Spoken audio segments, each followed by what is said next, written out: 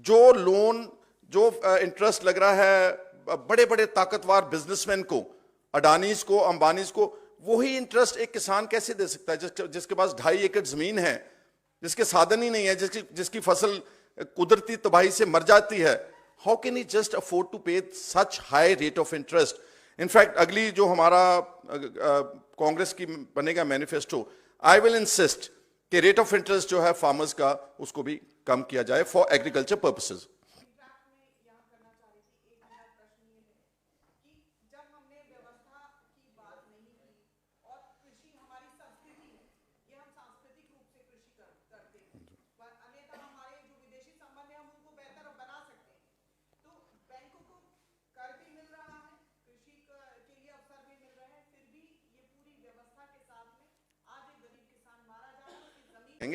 अगर 10 लाख करोड़ का बोझ पड़ेगा गवर्नमेंट, पहले साल इतना करेंगे, फिर इतना करेंगे, फिर इतना करेंगे, पहले इतनी एमएसपी देंगे 2 क्रॉप्स के ऊपर, फिर 3 के ऊपर, फिर 4 के ऊपर, फिर 5।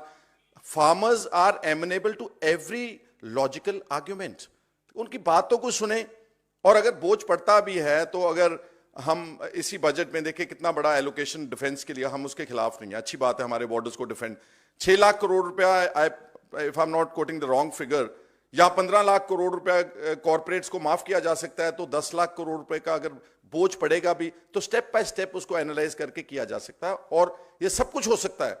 अगर अब भी चाहें बीजेपी की government, they can call a special session of the parliament before the election code is implemented and honor their promises to the farmers. Yes. Sir, a petitioner has written to the UN seeking UN's intervention in this entire matter, and they feel that UN should be the one who should लेनी है तो इस rate के कम लेंगे तो उसके खिलाफ हम कार्रवाई करेंगे, लेकिन ये भी बात किसी ने नहीं कही। और एमएसपी हरियाणा और पंजाब को छोड़ के, थोड़ा सा हिस्सा यूपी का छोड़ के, बिहार, झारखंड, छत्तीसगढ़, डाउन साउथ, वहां तो बेचारों को अगर फर्ज करो 2000 रुपए गेहूं का रेट है प्रति क्विंटल का, 800 रुपए, 900 रुपए, 1000 रुपया, 1100 रुपए, इतना एक्सप्लॉयटेशन, शोषण प्राइवेट सेक्टर के लोग जो हैं, बड़े बड़े लोग जो परचेजर्स हैं, उनको वो कर रहे हैं। हिमाचल प्रदेश का कंप्लीट ऑर्चर्ड जो एप्पल क्रॉप है, वो एक ही ग्रुप, अडानी साहब का ग्रुप है जो उसने सारा स्टॉक कर लिया है। अब एप्पल की प्राइस जो है वो किसान या गवर्नमेंट तय नहीं कर रही, वो अडानी साहब का जो कोर ग्रुप है वो तय कर रहा। तो ये ओईसीडी ये भी बोल रही है, I am the chairman of all India किसान कांग्रेस, और जो आंदोलन शुरू हुआ आज से 3-4 दिन पहले, उनके आंदोलन के बीच में राइट एट द फ्रंट, जहां शंभू बॉर्डर के ऊपर हरियाणा पुलिस ने हमारी टेरिटरी, पंजाब की टेरिटरी के अंदर घुस के, जो हमारा रिवर घग्गर है जो पंजाब में फॉल करता है, उस ब्रिज के ऊपर, आधे के ऊपर आकर के पुलिस ने बैरिकेडिंग जो की है वो, और जो वहां जुल्म हुआ है, जो ब्रुटैलिटी हुई है, जो क्रूएल्टी हुई है किसानों के साथ, उसके बारे में मैं बताना चाहता हूं। जब ये लोग पिछली बार आए थे देश के आंदोलन करने के लिए, एसकेएम 1.25 साल बैठे थे। 1.25 साल में एक भी इंसिडेंट किसानों की तरफ से, खेत मजदूरों की तरफ से ऐसा नहीं था जिसमें कोई वायलेंस हो, कोई झगड़ा हो, कोई उन्होंने तोड़ फोड़ की हो, नथिंग एट ऑल। उल्टा 600-700 किसानों ने अपनी जिंदगियां इस देश की खातिर, अनाज को, भंडार को भरने की खातिर, वो यहां दिल्ली के बॉर्डर्स के ऊपर गवा के गए। और उस वक्त प्रधानमंत्री साहब या बीजेपी के टॉप लीडर्स, इंटरनेशनल डोमेन में कहीं कोई हादसा होता था, कोई मरता था, तो उसके लिए 1 मिनट में ट्वीट आता था। लेकिन 700 किसानों और खेत मजदूरों के मरने के बाद भी एक भी अच्छा कोई ट्वीट नहीं किया, कोई सिंपथाइज नहीं किया। और जब वो आंदोलन खत्म हुआ, उनसे यह वायदा किया गया एसकेएम की लीडरशिप के और किसानों के साथ, जो लाखों लोग यहां दिल्ली के बॉर्डर्स पर बैठे थे, कि हम एमएसपी को एक लीगल लॉ बनाएंगे, और इसके लिए हम एक कमेटी सेटअप करेंगे जल्दी, और तीनों जो एंटी फार्मर ब्लैक लॉज थे उनको रिपील करेंगे पार्लियामेंट में, और आपकी जो बाकी मांगे हैं कि जो मुकदमे दर्ज किए गए हजारों लोगों के ऊपर ड्यूरिंग द लास्ट एजिटेशन, उन सबको हम वापस लेंगे और कॉम्पनसेशन देंगे। जो लोग यहां मर गए हैं उनके बच्चों को जॉब्स देंगे, और इलेक्ट्रिसिटी जो अमेंडमेंट बिल लाने की सोच रहे थे उसको हम विड्रॉ करेंगे। एक भी बात नहीं मानी। पिछले 2 साल में सारी बातों के पर वायदा खिलाफी करते हुए बीजेपी की सेंट्रल गवर्नमेंट ने इलेक्ट्रिसिटी अमेंडमेंट बिल भी इंट्रोड्यूस किया। हमारे जो कंप्लीट नेटवर्क है गवर्नमेंट का, पंजाब से लेकर सारी स्टेट्स में जो हमारे इलेक्ट्रिसिटी बोर्ड्स थे, जो उनका डिस्ट्रीब्यूशन नेटवर्क था, जो उनकी जो तारें फैली हैं सारे देश में सरकारी, वो सारा अमला उठा करके प्राइवेट सेक्टर को, जैसे रेलवेज प्राइवेटाइज कर दी, जैसे एयरपोर्ट्स प्राइवेटाइज कर दिए, जैसे बाकी पब्लिक सेक्टर यूनिट्स प्राइवेटाइज कर दिए, तो इसको भी उन्होंने प्राइवेटाइज करने का बिल पार्लियामेंट में इंट्रोड्यूस कर दिया। उनके वायदे के मुकम्मल खिलाफ जाते हुए जो कमेटी बनाई एमएसपी को कंसिडर करने के लिए, वो ब्यूरोक्रेट्स की बना दी। जो किसान लड़ रहे थे उनको उस कमेटी में रिप्रेजेंटेशन ही नहीं दी, और पिछले 2-2.5 साल से उस कमेटी ने कोई मीटिंग नहीं की, कोई फ्रूटफुल रिकमेंडेशन नहीं की, और एमएसपी जो है उसको एक कानून बनाने से बीजेपी जो है मुकम्मल तौर पर पीछे हट गई। तो फिर किसानों के पास और खेत मजदूरों के पास और क्या रास्ता था?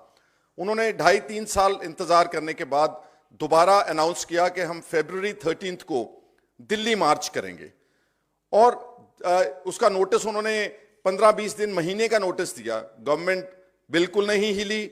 12 फरवरी की लेट नाइट 11 बजे उनके साथ मीटिंग करनी चाहिए, वो मीटिंग के लिए चले जाते हैं, और फिर उनको यही बातें बोली जाती हैं। जो मिनिस्टर्स गए वहां पर, mister Arjun Munda agriculture minister, Piyush Goyal जी, उनको यही बोल रहे हैं कि हम कमेटी बनाएंगे, हम कमीशन बना देंगे।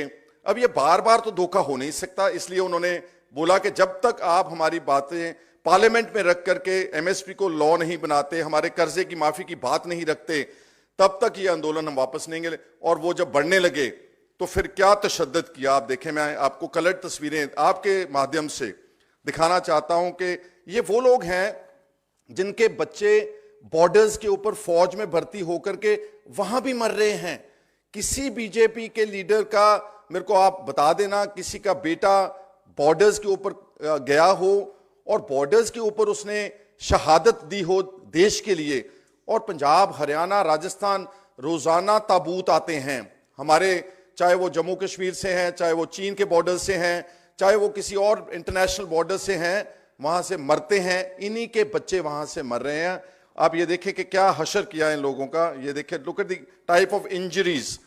100 से ज्यादा किसान बुरी तरह से, बेरहमी से, tear gas shelling, rubber bullets, and I don't know, maybe some people are saying they have fired other bullets also.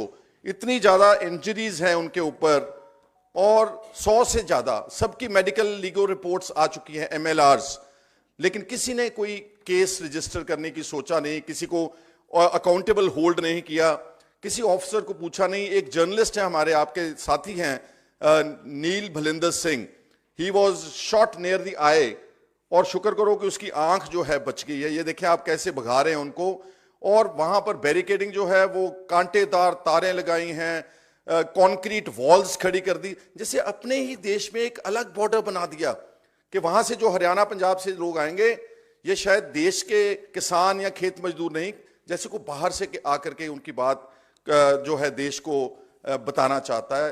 ये बहुत हाईली कंडेमनेबल है। हमारी Congress party, all India Congress committee, खड़गे जी, राहुल गांधी जी, और हमारी तरफ से हम इसका पुरजोर इस बात का, इसकी हम कंडेमनेशन करते हैं। इसकी हम जितने शब्द हो सकते हैं वोकैबुलरी में, वो इन लोगों की हिफाजत में हमारी पार्टी खड़ी है। और जो एमएसपी की बात अब खड़गे जी और राहुल जी ने बोली है, वो हम आगामी 2024 की लोकसभा इलेक्शन में बतौर एक गारंटी, बतौर हमारे मैनिफेस्टो में एक स्टार पॉइंट होगा। जो स्वामीनाथन, जो MS Swaminathan, eminent farm scientist है, जिनको भारत रत्न तो दे दिया बीजेपी की सरकार ने, लेकिन उनकी कोई रिकमेंडेशन एक भी नहीं मानी। उनकी बेटी आई सोशल मीडिया के ऊपर, उसने बोला कि farmers are not criminals, they are very much part and parcel and the most hard working lot of this country of India. They are working for the upliftment of India. पर आप उनको गोलियां मार रहे हैं, टेयर गैस शेलिंग कर रहे हैं। उसने भी कंडेम किया और भारत रत्न दे दिया, उनकी रिकमेंडेशन मानी तो फिर भारत रत्न, तो इसका मतलब ये हुआ कि it is just an ornament, decorative piece of commendation to Swaminathan ji. इसके बाद मैं ये बात कहना चाहता हूं कि आप देखिए, जैसे मैंने पहले बोला है कि आपको जो तस्वीरें दिखाई, इनके बच्चे they are defending the borders of this country. तो क्या ये ठीक है कि सरकार, हरियाणा की सरकार गवर्नमेंट ऑफ इंडिया के कहने के ऊपर पंजाब में घुस के एक उनकी ऑटोनॉमी जो उसको डिस्ट्रॉय करके, तहस नहस करके पीटती है, मारती है, बैरिकेडिंग करती है, टॉर्चर करती है, ब्रूटैलिटी करती है, क्रुएल्टी करती है? क्या इसकी कोई अकाउंटेबल होल्ड नहीं होना चाहिए? कोई अकाउंटेबल होल्ड नहीं होना चाहिए? और जब इसके बावजूद जब भी बीजेपी के मिनिस्टर्स या बीजेपी की डेलीगेशन फार्मर्स को बुलाती है, कल रात 1 बजे रात को उनको बुला के रखा हुआ था, फार्मर्स वहां भी चाहते हैं, टेबल टॉक करते हैं। अब ये बोल रहे हैं ये बातें टेबल से होंगी तय, तो अगर टेबल टॉक से तय होनी थी, then why have you wasted 2.5-3 years? 3 साल आपने इनको टेबल पे बुलाया ही नहीं, और जब आप बुलाते नहीं, कोई उनके पास सोल्यूशन नहीं है, that is the time that they have announced this agitation. Loan waiver, one of the very important points.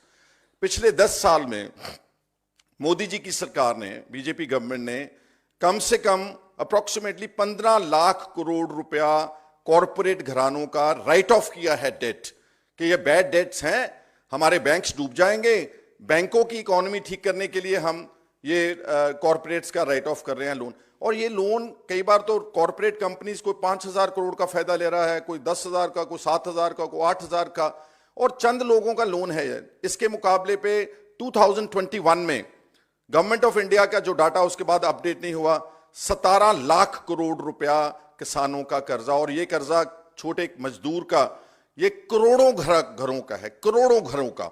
उस पर कभी चर्चा नहीं पार्लियामेंट में हुई। 15 लाख करोड़ रुपया दे सकते हैं, थोड़े से आदमियों का फायदा दे सकते हैं, लेकिन जो 17 उसके बराबर का तकरीबन लोन था, जो affected families थी, they run into crores and crores of families, but nobody has been, helped at all by the government.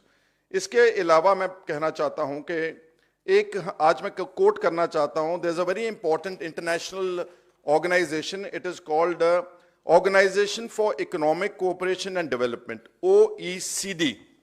ये 38 कंट्रीज ने, जो प्रोग्रेसिव कंट्रीज है वर्ल्ड की, उन्होंने इकट्ठी होकर के आज से 40-50 साल पुरानी एक ऑर्गेनाइजेशन, जिसका हेड ऑफिस पेरिस में है, फ्रांस में है, उनके 3-4 पॉइंट्स हैं जो नुक्ते। उन्होंने ये बोला है कि जो भारत के फार्मर्स हैं इंडिया के, आप 2000 का डाटा उन्होंने रिसर्च शुरू की इसके बारे में। पिछले 23 सालों में उन्होंने बोला कि लगातार भारत का किसान और खेत मजदूर है, he is running into losses. Of course, because when you don't give MSP, when you don't give a committed price to the farmers, they are to be exploited by the private traders and purchasers. ये MSP क्या है? Law हम मांगते हैं कि MSP आप बनाओ, आप एक तय कर दो कि ये कानून है, ये आपके गेहूं का, ये धान का, ये गन्ने का, ये आलू का, ये सब्जियों का, फल फ्रूट का, ये MSP की लिस्ट है। जितना गवर्नमेंट परचेज कर सकती है वो कर ले, लेकिन उस रेट से कम अगर प्राइवेट सेक्टर में कोई परचेज करेगा, that will become a criminal act. उस पर गवर्नमेंट के ऊपर पैसे की लायबिलिटी नहीं पड़ रही है। उन्होंने जितना लेना अनाज लेते हैं रूटीन अपने फूड सिक्योरिटी प्रोग्राम के लिए, वो आप लेते रहें, लेकिन कम से कम एक लॉ बना दें कि अगर प्राइवेट परचेजर ने किसी XYZ फार्मर से कुछ चीज लेनी है तो इस रेट के कम लेंगे तो उसके खिलाफ हम कार्रवाई करेंगे। लेकिन यह भी बात किसी ने नहीं कही। और MSP हरियाणा और पंजाब को छोड़ के, थोड़ा सा हिस्सा यूपी का छोड़ के, बिहार, झारखंड, छत्तीसगढ़, डाउन साउथ, वहां तो बेचारों को अगर फर्ज करो 2,000 रुपए गेहूं का रेट है प्रति क्विंटल का, 800 रुपए, 900 रुपए, 1,000 रुपया, 1,100 रुपए, इतना एक्सप्लॉयटेशन, शोषण प्राइवेट सेक्टर के लोग जो हैं, बड़े बड़े लोग जो परचेजर्स हैं, वो कर रहे हैं। हिमाचल प्रदेश का कंप्लीट ऑर्चर्ड जो एप्पल क्रॉप है, वो एक ही ग्रुप, अडानी साहब का ग्रुप है, जो उसने सारा स्टॉक कर लिया है। अब एप्पल की प्राइस जो है वो किसान या गवर्नमेंट तय नहीं कर रही, वो अडानी साहब का जो कोर ग्रुप है वो तय कर रहा। तो ये OECD ये भी बोल रही है कि पिछले 16 साल में, सिंस द ईयर 2000 टू 2016, जो losses in the agriculture sector, this is a startling figure. उन्होंने बोला कि पिछले 16 साल में भारत के, इंडिया के किसानों को 45 लाख करोड़ रुपए के लॉसेस हुए हैं, 45 lakh crore, not the debt, the losses incurred just while doing agriculture. और 70% इंडिया, 65-70% वो गांव में रहता है, उनका कारोबार खेती है, खेती से कनेक्टेड है, लेकिन यहां पर कुछ नहीं हो। और इसी रिपोर्ट में बोलते हैं कि जो उन्होंने 54 इकोनॉमीज जो एग्रीकल्चर रिलेटेड कंट्रीज हैं, जिसमें इंडिया भी है, अर्जेंटीना है, वियतनाम है, ब्राजील है, उनका एक एनालिसिस किया और उसमें ये पाया गया कि ये पिछले जब से वो कर रहे हैं, 3 countries are at the lowest, are the most indebted farmers, is the agriculture is running into total losses in these 3 countries. One is India, the other is Argentina, और तीसरी है वियतनाम। लेकिन अर्जेंटीना और वियतनाम की governments ने उनके losses को budgetary allocation करके उनके लॉसेस को कवर किया, प्रोटेक्ट किया वहां की पार्लियामेंट्स ने। लेकिन हमारी पार्लियामेंट ने कभी सोचा नहीं कि हम किसानों के लिए, खेत मजदूरों के लिए भी कुछ नीति बनानी है। उन्होंने अपनी पार्लियामेंट बजट में डाल दिया कि इनके लॉसेस हम उठाएंगे। यहां पर कॉर्पोरेट का 15 लाख करोड़ रुपए का लॉसेस आप उठाते हैं, लेकिन किसानों का जो इतना बड़ा लॉस हो रहा है उसको कोई नहीं उठाता। तो हमारी ये पुरजोर डिमांड है इस वक्त की गवर्नमेंट ऑफ इंडिया से कि जो उनकी लेजिटिमेट डिमांड्स हैं, वही डिमांड्स हैं कि एमएसपी को आप एक कानून बनाएं और उसके बाद जो लोन वेवर है वो हमारा उसको एनालाइज करें। कम से कम छोटा दरमियाना किसान, खेत मजदूर, गरीब आदमी, एक लिमिट सेट हो सकती है। अगर ये नहीं करेंगे तो हम कांग्रेस पार्टी के इलेक्शन मैनिफेस्टो में लोन वेवर को सीरियसली कंसिडर करके जो हमारा जेन्युइन जितना हम कर सकेंगे, जो कम से कम मार्जिनल एंड स्मॉल फार्मर है और छोटा जो बिल्कुल लेबर क्लास है, जिनका तो बहुत कम लोन है, डेट है 40,000, 50,000 रुपए, 1 लाख रुपया, उनका लोन वेवर, और जो पिछली आंदोलन में जो क्रिमिनल केसेस वो वापस होने चाहिए। जो इलेक्ट्रिसिटी अमेंडमेंट बिल जो एक बेईमानी की गई किसानों के आंदोलन के साथ, उसको रिव्यू और रिवर्स होना चाहिए। और जो 600-700 किसान पिछले आंदोलन में मरा है, उसका जो है उनके कॉम्पनसेशन, उनको कोई ना कोई सरकारी नौकरी मिलनी चाहिए, उनके घरों के बच्चों को। आज जब हम बात कर रहे हैं, पहली मौत शंभू बॉर्डर के आंदोलन में हो चुकी है। एक 63 साल का किसान Gyan Singh, son of Gujjar Singh, village Chachoki, district Gurdaspur, died last night because he could not bear this kind of, I would say, high-handedness of the government. Although वो मरा तो हार्ट अटैक से है, लेकिन 63 साल कोई एज नहीं है किसान की मरने की। उसको उसके सामने इतना डरावना दृश्य चला है सरकारी अमले का, सरकारी तंत्र का, पुलिस का, और जो है उसको उसकी मौत हुई। उसके घर को immediately they should be compensated, government job उनको मिलना चाहिए। और जो बाकी का डिमांड चार्टर है, जो इस वक्त किसान मजदूर जो यूनियन है, जो KMM किसान मजदूर मोर्चा, वो जो अगवाई कर रहे हैं शंभू के ऊपर, उनको दिल्ली आने देना चाहिए। वो अगर आएंगे दिल्ली तो यहां बैठेंगे, यहां बैठ करके पीसफुली आपसे बात करेंगे। उनको आप एलोकेट कर दें, कोई बड़ा स्टेडियम, कोई बड़ा कोई रामलीला ग्राउंड, कोई अच्छी जगह आप एलोकेट कर दें जहां बैठे वो शांतमयी, और आपसे बात करेंगे। उन्होंने उनका इरादा किसी तरह का कोई वायलेंस करना, जो उनको बोला जाता है कि ये तो खालिस्तानी हैं, ये तो आतंकवादी हैं, it is all propaganda. They are the most honest people on in this country, and they are trying their best to serve the country both through agriculture, by producing food grains, and also by defending the borders of India and dying for their country. They cannot be secessionists, they cannot be such element जो आप उनको बदनाम कर रहे हो। और इतने हमले के बावजूद, जो मैंने आपको तस्वीरें दिखाई हैं, इसके बावजूद भी वो इंस्टिगेट नहीं हुए। उन्होंने एक भी पुलिस वाले के ऊपर एक छोटा सा पत्थर भी नहीं फेंका।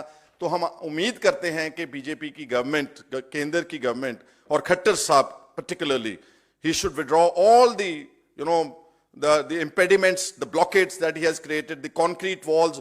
दरिया भी खोद डाला है कि कहीं ट्रैक्टर दरिया की तरफ से लेकर के वहां बड़े बड़े गड्ढे कर दिए हैं।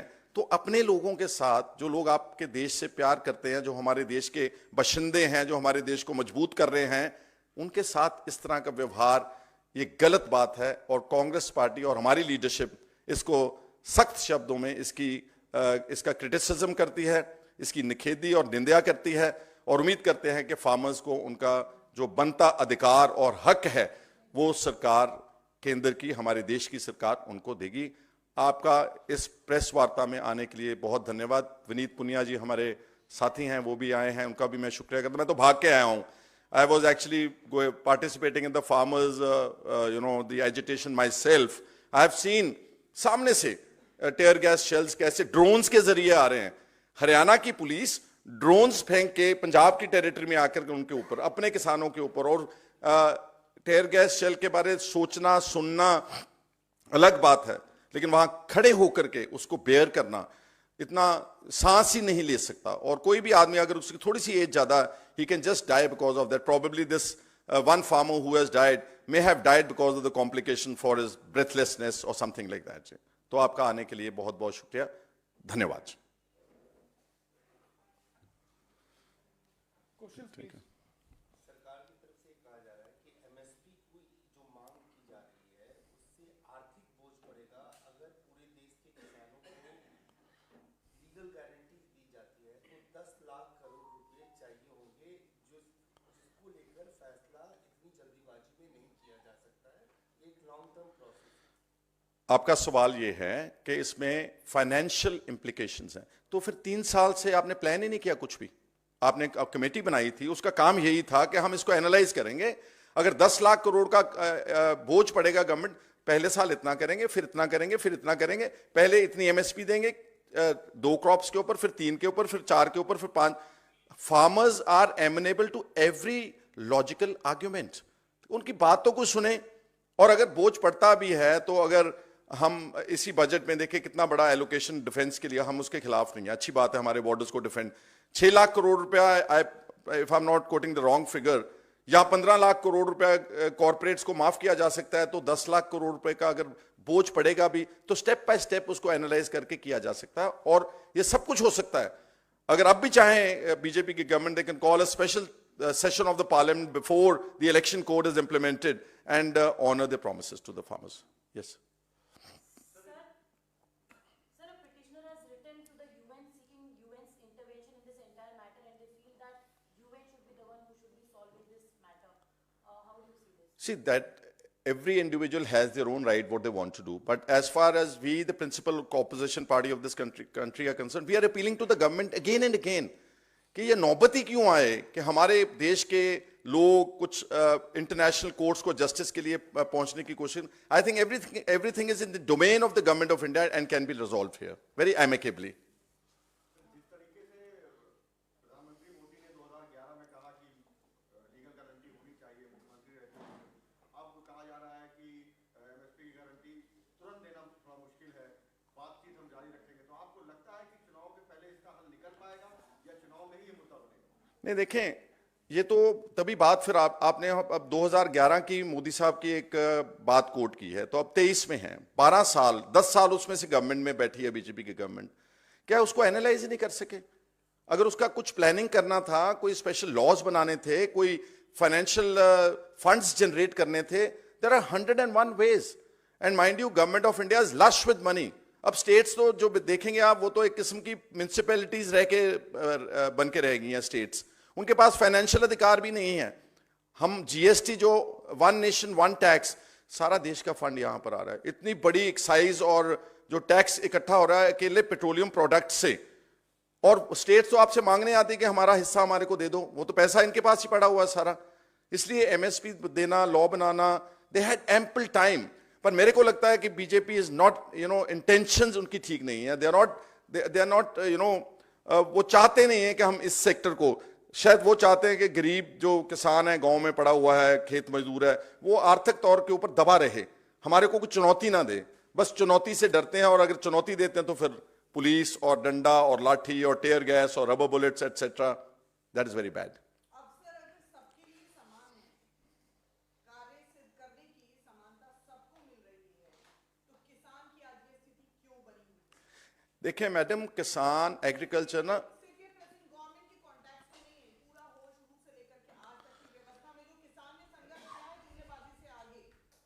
ऐसा है, world over agriculture has to be supported, sustained by the government. ये ऐसा कुदरत का एक इस तरह का ये काम है, धरती से जुड़ा हुआ है।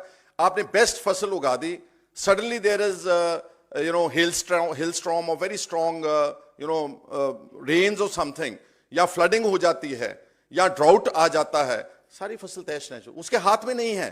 फिर उसको गवर्नमेंट स्टेप इन करती है टू सब्सिडाइज। अमेरिका जैसी गवर्नमेंट जो प्रोग्रेसिव देश है, वो अपने किसानों को डीजल उसका रंग बदल के उसको सब्सिडाइज करता है। वो अगर उसकी फसल लगता है कि इस बार हमारे को ज्यादा गेहूं नहीं चाहिए कंट्री को, वो फार्मर्स को बोलते कि आप अपनी जमीन को रेस्ट कर दें, इसको आराम दें, जितना आपको कमाई एक साल की एक सीजन की गेहूं की होती है, हम आपको उतने डॉलर्स या उतने पैसे उतने रुपए देंगे, इसको आप प्लीज प्रोड्यूस मत करें। उनकी मार्केटिंग फैसिलिटीज, और सबसे बड़ी बात मैं भूल रहा था, देखें वर्ल्ड ओवर एग्रीकल्चर को सस्टेन करने के लिए जो बैंकों का रेट ऑफ इंटरेस्ट है, that is very very meagre, 2%, 2.5%, 3%। Whereas in India अगर एग्रीकल्चर ट्रैक्टर लेने जाता है, फार्म इंप्लीमेंट्स लेने जाता है, कोई लिमिट उठाता है, उसको 11%, 12%।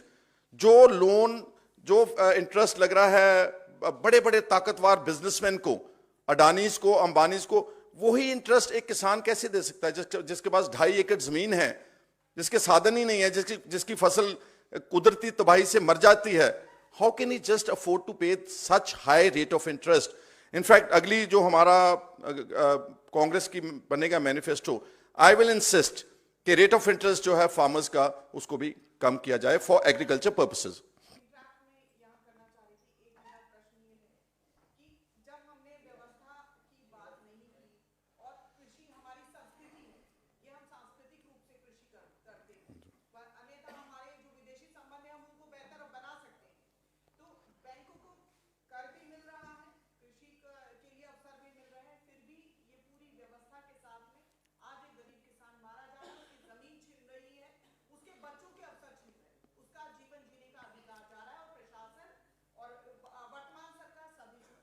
जो आप बात बोल रही हैं, इसी बातों के ऊपर मैं फोकस करके आज की पीसी का मतलब यह है कि agriculture sector and farmers are being ignored and may have been ignored even before, but हर वक्त कोई करेक्टिव मेजर लेने का टाइम आता है, कोई मोड़ काटने का टाइम आता है। आप देखें, राहुल गांधी जी ने वो बनाया था जो अपना लैंड एक्विजिशन एक्ट, इतना अच्छा एक्ट था, उसकी मार्केट प्राइस से उसको कितना ज्यादा मिलता था, और उसकी कंसेंट से जमीन एक्वायर की जाती थी। लेकिन वो इन्होंने आकर के बीजेपी ने उसको भी डिस्टर्ब कर दिया, डिस्ट्रॉय कर दिया।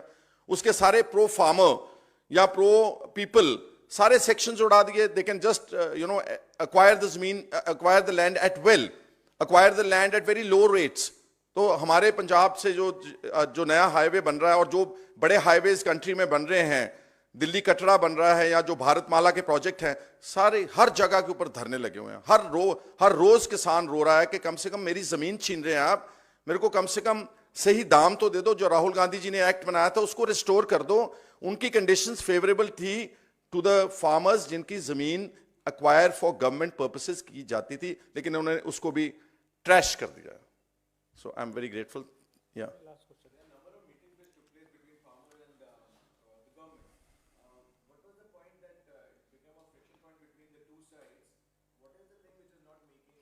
आई थिंक सिंपली जो कमिटमेंट की थी बीजेपी की गवर्नमेंट ने जब पिछली बार आंदोलन उठा था, वो आप उनका डिमांड चार्टर निकाल लें।